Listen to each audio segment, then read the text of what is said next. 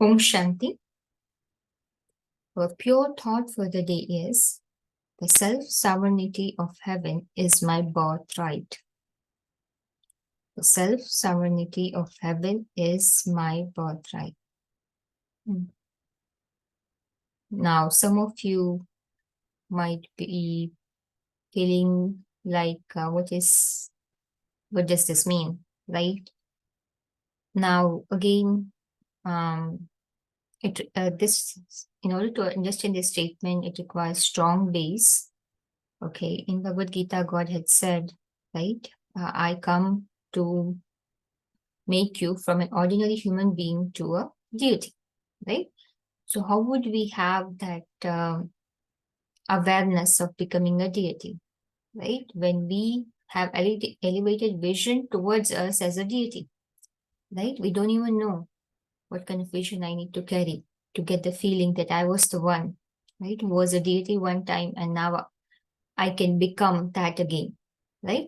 So God is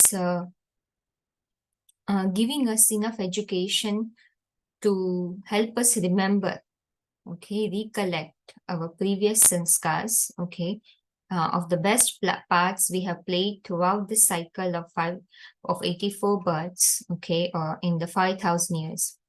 Now, all these facts and understanding behind a lot of the things I'm saying, okay, relies on the foundation course and the everyday teachings of God, okay, which we refer to as murli.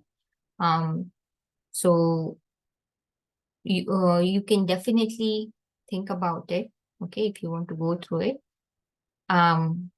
But this is an elevated thought, okay, even though it might not make sense, but that tells us that, oh, this is such an elevated vision God is giving, that how much effort we need to make to understand this, right?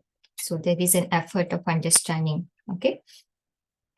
Okay, so the thought process behind that, why this slogan is important to remember, okay, is one of the reason is to experience the subtle stage of the soul, okay? There are 3 stages, okay? We know about thoughtless stage, but we don't know, we can't just reach to the thoughtless stage without going through the subtle stage, which we call as avyakt stage, okay?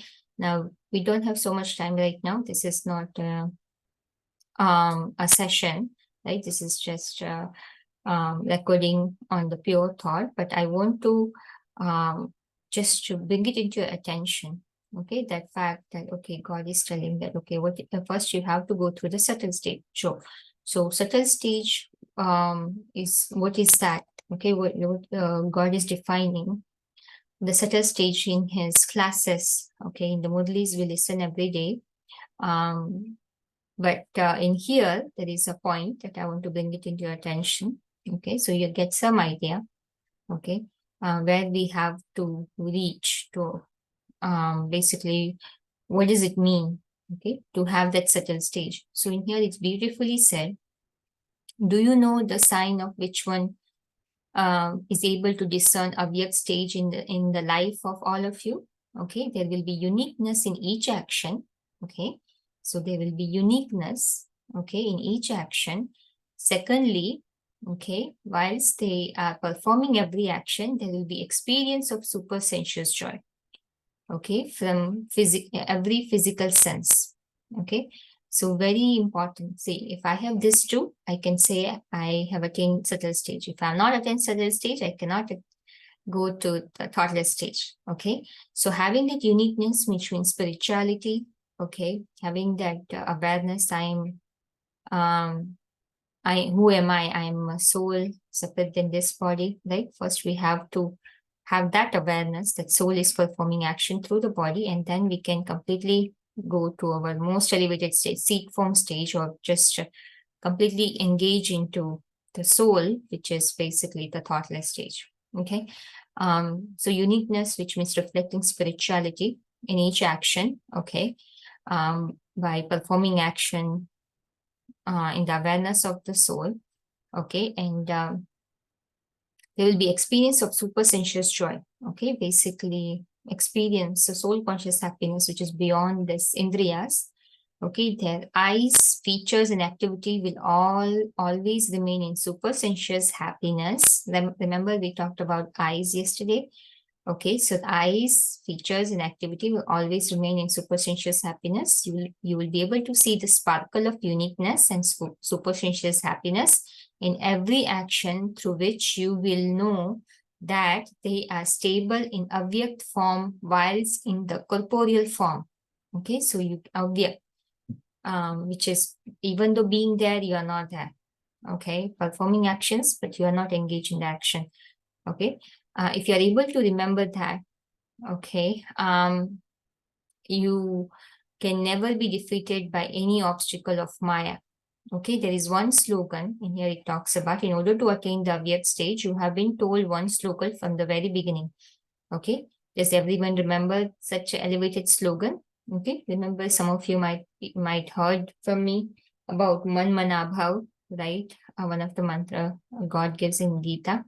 Okay, but there is one more mantra, which is that mantra: the self-sovereignty of heaven is our birthright. Okay, so God said, having that base of the education God gave, God is giving actually, and we learn in the Raj Yoga part 1, right? Basic and advanced course. Based on that and listening to everyday teachings from God, we can easily able to stabilize in the self of seeing ourselves as a deity soul, remembering this slogan: self-sovereignty of heaven is our birthright.